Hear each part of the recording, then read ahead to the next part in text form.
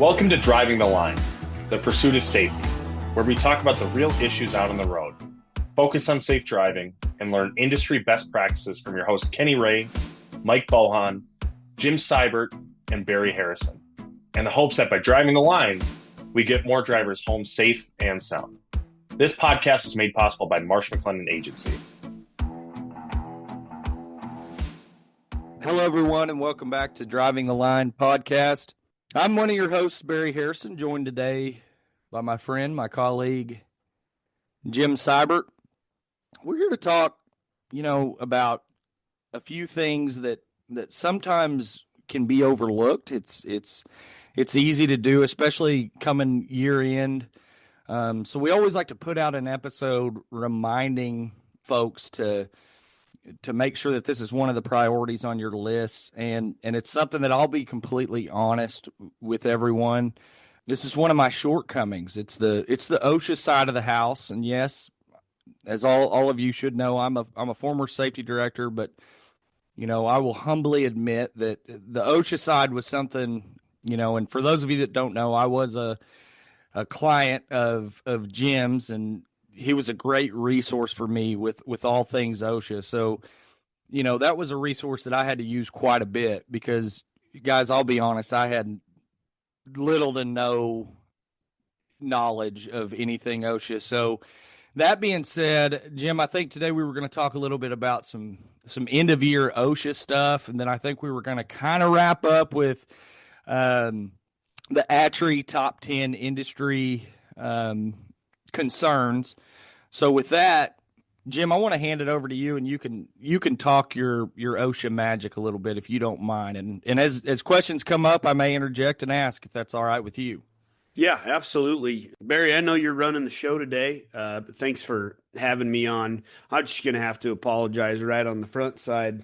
I'm just getting over a bug. When you got kids in school, they bring home new things that haven't quite been tested in Petri dishes yet. And you have no idea from one year to the next what sort of ailment or sickness or crud that they found in some foreign country or in some ice block somewhere that they give to you. So I'm about 10 days into this crud, and I'm coming out of it. And so if I have to turn away and cough, I apologize. Yeah, that's a great question. We are end of year. We're knocking at that door. And so if I'm a safety director, or if I've been placed in charges, maybe I'm a scale operator at a local, grain cooperative out in the middle of the panhandle of Oklahoma. What should I be doing if this has been put on my on my task list? So throughout the year, we've been keeping a log, at OSHA 300 log, and I did fail to do this prior to us sitting down and visiting about it, Barry. We do have a podcast, and we'll have Amanda or Aaron, the really smart part of this podcast group. We'll have them maybe tell us or put in the description here which podcast we're talking about, where I really do a big breakdown of the 300 log and the 300A summaries.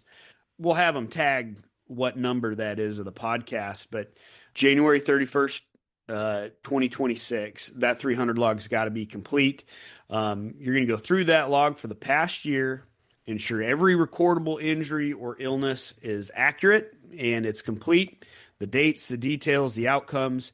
Sometimes those injuries, they might have taken a little bit, and your notes have changed or diagnosis have changed, or that injury or that illness, whatever has progressed all the way through fruition. So you want to go back and you want to correct any errors or omissions that maybe you hadn't updated on that log. Then you want to create the summary. You want to use that final log sheet, fill all that out, and then summarize the total cases, days away, job transfers or restrictions. And then certify it. What does certifying the 300A look like? You've got to have somebody in a position of leadership at your company. Sometimes that's a company, the executive owner, officer, like a top manager, they must sign it, certifying its accuracy. And then we're doing all that in preparation for the posting, right? We're going to post the 300A February 1st through April 30th. So the key end of year OSHA takeaways is preparing for the posting of that document. Fill out that 300 log, the 300A summary, get it certified, be prepared with that document to post it when it is supposed to be posted. And then if you are a 250 plus, I don't know how many companies might be listening right now that have 250 plus employees, or if it's required by your state, you're going to do the 300A data electronically via OSHA's, what is that called? The Injury Tracking Application, or the ITA. So pay attention to that. I know I referenced it in that earlier podcast. OSHA's website, certain things are difficult about their website. This is not one of them. They have made it so easy and simple to understand what is required given the size of your company, given the industry that you're in. One thing that if you're in a state plan state, let's call it California or Iowa, where you are on OSHA state plan, you need to go to their OSHA website, and they should have something that leads you through the process. Or go check out that other podcast. I broke it down really quick, really, really well there. So yeah, I guess in closing, Barry, at least on my piece of this, proactively, before the year end, what would I be doing if I was a manager of a company? Well, one, I would probably be delegating this task. If I was the top dog of a trucking company, but if this is my lane and I'm to handle it, I'm going to be conducting hazard assessments at the year end. I'm going to be reviewing risks for my drivers. Have we had any fatigue, road hazard, cargo securement, any shop workers, machinery, chemicals, falls? Have we had anything that has created a pattern for my workers? And if we have a pattern, I'm going to conduct a hazard assessment around that pattern. And I'm going to start figuring out my plan for 2026 to address that pattern. I'm going to go back and I'm going to verify my training records. I know that there's many digital companies or safety curriculums that are out there. Many people are using them. If we're an in-person type, hard copy, paper in hand, and we got PowerPoint, I'm going to go through and I'm going to verify that all of my employees and my new employees have all received the training that they should have received in the timeline they've been with the company or that for that year. And I'm going to make sure it's all up to date so that when Jan 1 hits, I can reset that clock. Part of that hazard assessment, do we have the right PPE? Are we lacking, or do we have too much PPE? That may cause people to go, what? Do we have more PPE than what our job actually requires? When you are providing more PPE, you have to train over that PPE. You have to have figured out where is that PPE applicable, or is this purely a PPE that we are providing in case the employee wants to use it at their own discretion, not saying that we've got a task for them to do. In that case, you kind of probably better document that this is not required PPE and the employee signs off, I am wearing this voluntarily. That's not discussed very often, but I think it's important to note. And then finally, one of the big key things is a review of an emergency action plan on our EAPs for the year. Did we exercise our EAP at any time? If we did not, if I didn't have the fire department come to my physical location, do a walkthrough, and conduct possible threats, if I didn't have local conversations with the EMS or police departments, how can I change that going into 2026? And so that's kind of the big ones for me, Barry. OSHA reporting is always big. Know that you got to get that done by the end of January, because you're looking at when do I have to have the piece of paper on the wall, and when do I have to have that reporting submitted into OSHA. And then I always like to finish with some program reviews and deep dives into the injuries that we had to see if we have any patterns. That's a the way you frame that, Jim, I've got to say was great, because it makes it seem, for lack of a better term, a little less daunting. It's really, it's putting the document in what it's really intended to do, which is just reviewing, making your changes, your changing your errors, omissions. I love the way you put that, because it simplifies it. And because I think a lot of people, especially like me, who have a very, very minimal knowledge of all things OSHA, that makes it sound a lot more bearable. And it reminds me, hey, when these things happen, if I'm doing what I'm supposed to do throughout the year, it's not near as bad. Because I can't imagine trying to get to the end of the year and then remembering back and having to go through files and all of that to figure out when was that person hurt or what have you. That's great though. No, you are 100% right there. So let's just throw a number out of what you had at your previous company. We're not going to name their name, but let's say you had 40 employees. Let's just boom. That's the office workers, the dispatchers, to the truck drivers. 40. Okay. Now let's say you're huge and you got 200, 250, right? There's a lot of stuff going on to that document or not going on to that document. If you've got 40 and you are not keeping track of it, at 40, I'm going to be doing the longhand version. I'll be writing stuff down, keeping those medical files pretty close. I'm going to have everything kind of right there, but it's longhand version. If I'm not doing that job all year long, 40 employees is going to cost me way more time and effort than if I had, like, say, 250, and I'm using a system to keep track of all of that, and it generates my 300 for me. Oh, yeah. Or if I've got a group of people that follow it all the way through and put it in there. So the level of management you put into it through the process dictates how much time you spend at the end. It should be easy. Yep. You could spend 15 minutes on 250 employee company, but if you've done your job all year, it's kind of like your taxes. Oh man, don't get me started on that. Putting the receipts in the right file, right?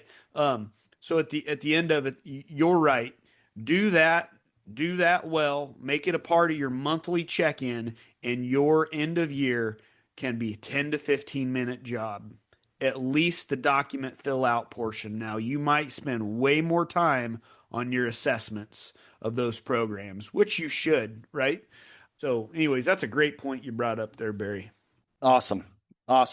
That, I think, wraps up our conversation pretty well on the end of your OSHA stuff. As always, if any of you listening who are clients need some help with this stuff, don't let it overwhelm you. We're here to help however we can, and always keep that in mind. I always joke on the trucking side that I am the government's moonlight IT department. So I make it my own challenge. If someone can't get logged into that FMCSA portal or what have you, I will be the guy that sits on hold for you for 8 hours if I have to. But yeah, and Jim has a very, very good working knowledge of the OSHA websites and things. And like he said, it's even when Kenny Ray gives praise that is a simple website, and he is our self-proclaimed he's not technologically advanced whatsoever, and he admits that. So I'm not throwing any shame his way, but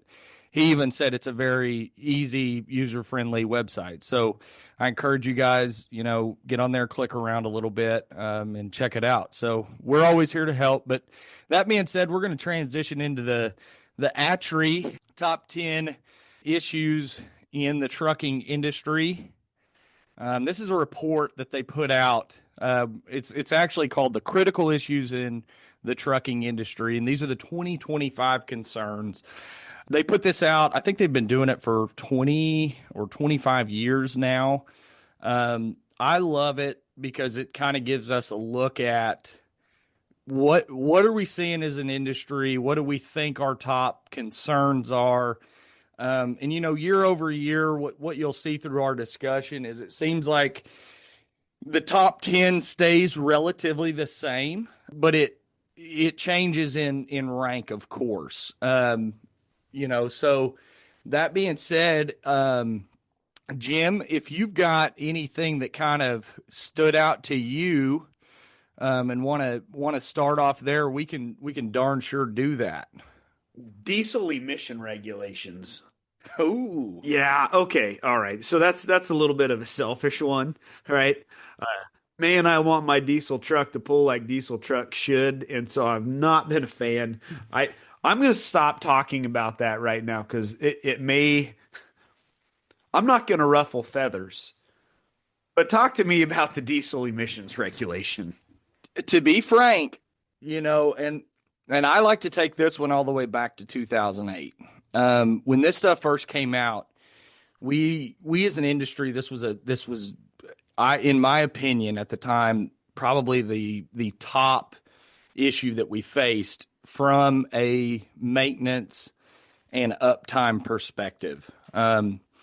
With that technology, I mean, obviously with any technology being new, there were issues all across the board. And anytime you're adding sensors to a system and a system that has that much heat, obviously things are going to go wrong. And we as an industry, I'll say this, and everyone knows I love this industry. I've been in this industry for a very long time. We do a poor job of kind of preparing, and this was something that was thrown out very quickly, again, in my opinion. So we didn't really have a lot of time to kind of play with it, if that makes sense. It's when it's on the truck and it has to be on the truck, you don't have a lot of time to kind of prepare of what the issues can be and how they're going to present. So obviously there was a lot of issues when it came to technicians even being behind the curve a little bit on how to get these things fixed. And then what we saw, in recent years was they were putting out new technologies, new parts, and then we experienced the whole pandemic. We got way behind in the supply chain. I remember sourcing parts all over the country and just ordering 10 because we had bulk orders of trucks. And you knew once that first depth sensor went down or what have you went down, it was going to domino. So we were trying to be proactive. We would get the parts on hand so that if we had a truck go down, we would just drop ship it overnight to get that truck up and running. So I think that's, in my opinion, that's probably a lot of it. And the concerns that we had, we saw a lot of the repealing of that stuff. We saw California kind of back off a little bit with some of their emissions protocols that they had in place. And what I'm getting at is historically, this has been an issue that we've had a lot of problems with. So anytime there's change for what could be good, we're still very reluctant to accept that change. I hope that all made sense, but that's from my perspective as someone who came from the seat back in 2008, 2009, 10 to where I was when I was in my former part of the industry to now. So if you don't mind, I've been on a search engine. I don't know if I can say, but the Google. I've been on the Google, right? Because I'm always trying to learn more about this trucking industry, and I'm looking at these top 10, right? Economy. It's the third year in a row economy has been the top, right? Lawsuit abuse reform. Number 2, it's the highest that concern has ever appeared in ATRI rankings. Insurance cost and availability. It rose in ranking. It's up to number 3 from number 4 in 2024. Truck parking. It was for 2 years, it was the number 2 concern, but it dropped to number 4. Driver compensation stayed in at number 5. Compliance, safety, and accountability. Right. So that rose to number 6 from number 7. So it's up a spot. And then a brand new one for 2025. English language proficiency for drivers is brand new to the top 10 list. Preparing for this and talking with Kenny and Mike on, multiple ATRI podcasts of the past, man, these things are the same. I mean, they just rotate. Well, this year we got 2 new ones, right? English language proficiency being the first one of them 2 new ones. That diesel emissions, it's still at number 8. Driver training standards, brand new.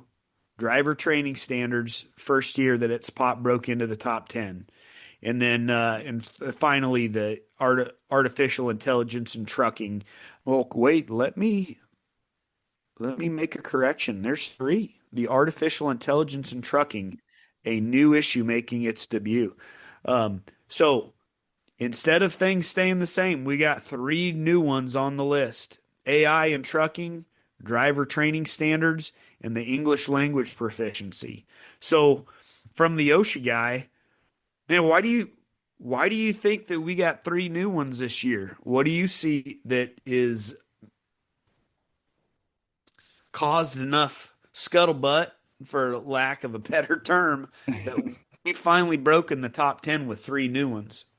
Excellent question. And again, this is Barry speaking from Barry's perspective. So, with ELP and the driver training standards, to me, those kind of go hand in hand, right? And we see a lot of, especially with ELP, which is English language proficiency, we see that a lot in today's media, and especially, for us living in Oklahoma, there's been a lot come down the pike for that specifically. So, with the changes to changing the ELP back to an out of service criteria, it's been kind of a buzzword lately. And, I think in terms of going hand in hand with the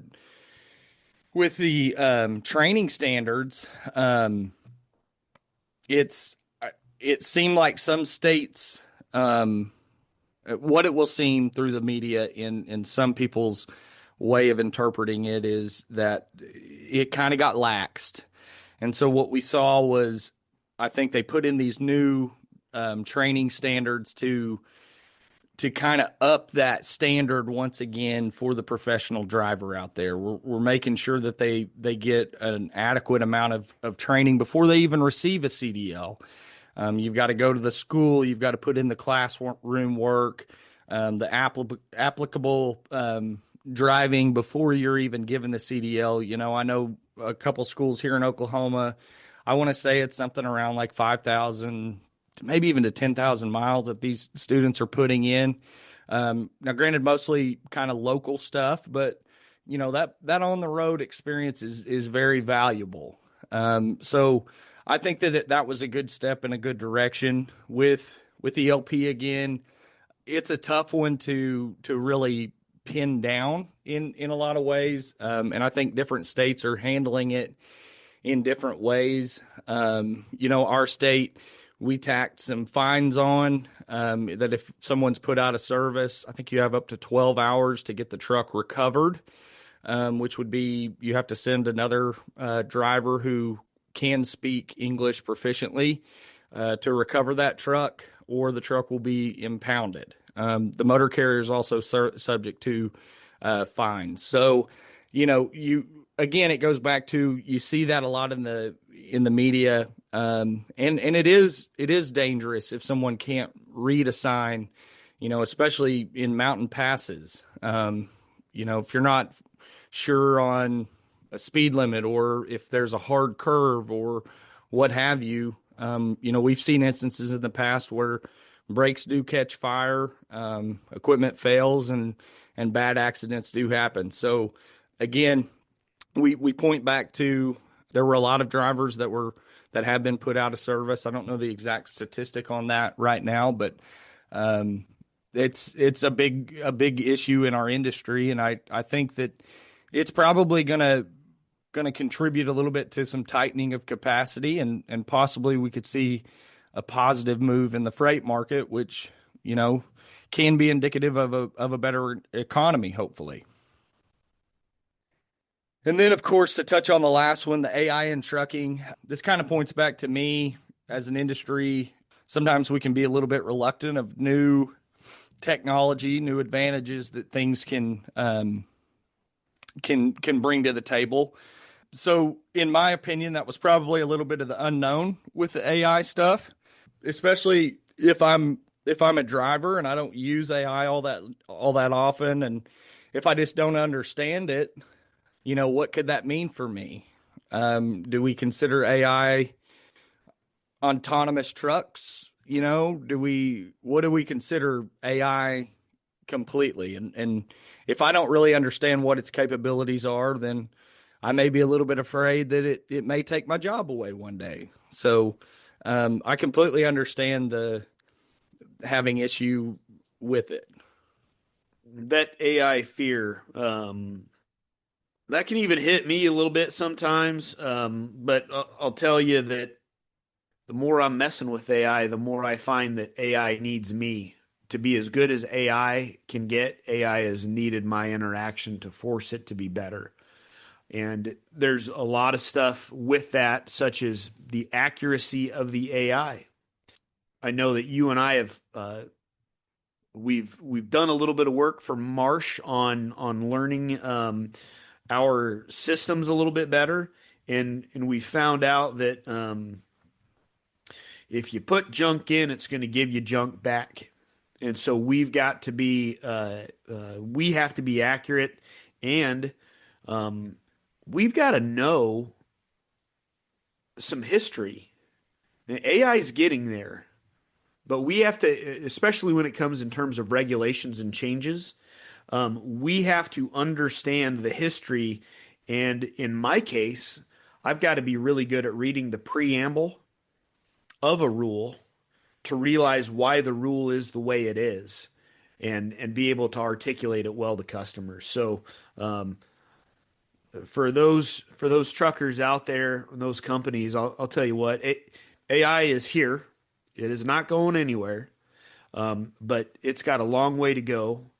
I think your shared maybe fears, maybe remove that word from it and put in curiosity. I think that if we explore it a little bit, we're going to see exactly why AI needs us just as much as we need it. If anything, I'd say that AI has made my job more efficient, not better. Besides, I am more efficient with my work than I ever have been. That's very well put.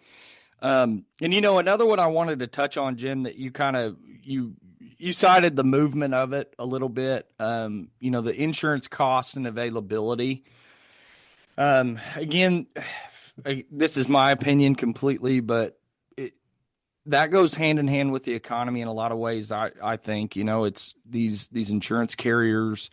They are for-profit entities, and you've got to look at the landscape as a whole in terms of losses and where you're running, and there's just so much that goes into the costs associated with insuring fleets. And what I really wanted to touch on was, and this was something I had just such a hard time with when, especially I was doing the safety director stuff. It was always, it felt like increase here, and after every one of those meetings, it was I didn't take it as I always used it as a motivation for myself. And that was something I would always sit down and talk to my agent about. It was just, what can I do better to help mitigate some of this cost? And I can't encourage our safety professionals, our drivers, whoever may be listening who handles and has involvement with the insurance side of the house. have those conversations with your broker, with your agent, with your consultant, whoever it is, to say, how can I help mitigate this cost? Because that's what I like to tell clients all the time.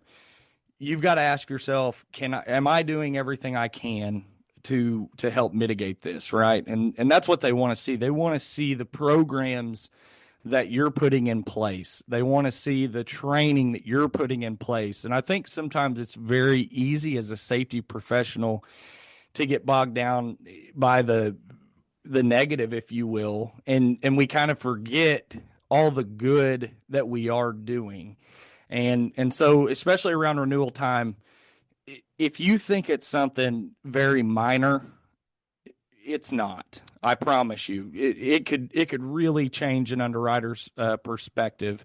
So be sure and highlight all even the little bitty things that you think that are just routine in nature. Get it out there so that your people can have those conversations with the people up the chain. I'd say maybe you and I aren't involved as much on some of those discussions as the producers are. I really feel like my producers are, no offense against yours, but my producers, I feel like they're the best in the world, the best sales professionals that I have ever come across. And being from the industry and being part of several associations that were the top associations of that industry, representing that industry, the ag industry, grain and feed industry around the world, I've ran into some doozies of some sales professionals. And I'll tell you right now, the office out of Texas and the office out of Kansas City, these producers, the follow-on service, that's the difference. How do you take care? The gaining the customer is never the win, right? It's not a win. It's not a game, but the gaining of the customer, that is the first hurdle. All the rest of the hurdles are the ones that really count. It's how do you finish the race after? And so everybody on our little safety team and on this podcast, we will tell you and openly admit we can barely spell insurance, right? Barry still struggles to spell DOT. I've really got to sound it out for him. But small poke there, bud. But at the end of the day, the service that you get that's where we shine. That's where we want to pull through, because for us, it's a relationship at the point of the service follow through. And so I know that it is tough out there, and the industry dictates it. Just like you said, the carriers can only do so much at times. What can companies do? Companies don't have to have the newest trucks. They don't have to have everything spit shined in the shiniest rig rolling down, or the newest rig or the newest trailers all the time. That's not what can potentially separate who a carrier wants to do business with and who they don't. It certainly doesn't hurt to show that you put that much care and effort into the maintenance and the longevity of equipment. If you've got old rigs and you keep them polished and you keep the maintenance up, that doesn't hurt at all. But your record makes a big difference. Your training makes a big difference. The use of telematics and tracking all these things and following through make huge differences.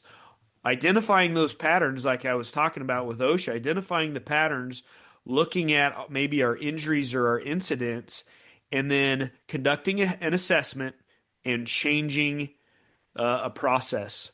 Those make significant differences, and carriers want to see that you put that much effort in, and that can change you from hey, they got nice trucks, but man, they got a terrible program, from Hey, their trucks are late 90s, early 2000s, and man, they haven't had an incident. They have passed all these roadside inspections. They've got onboarding materials for when they bring new drivers on. They don't fail to pull reports. Um, it makes a difference at the bottom line. And it makes a difference, more importantly, for the safety of your employees and the safety of the other people your employees are around on the road. You're absolutely right. And my favorite thing, Jim, is once a carrier, or even on your OSHA side, one of your clients, once they put those systems in place and then renewal comes up and they have a meeting with the loss control rep or whoever it is, and they're able to lay that data out and quantify the difference that their program's made.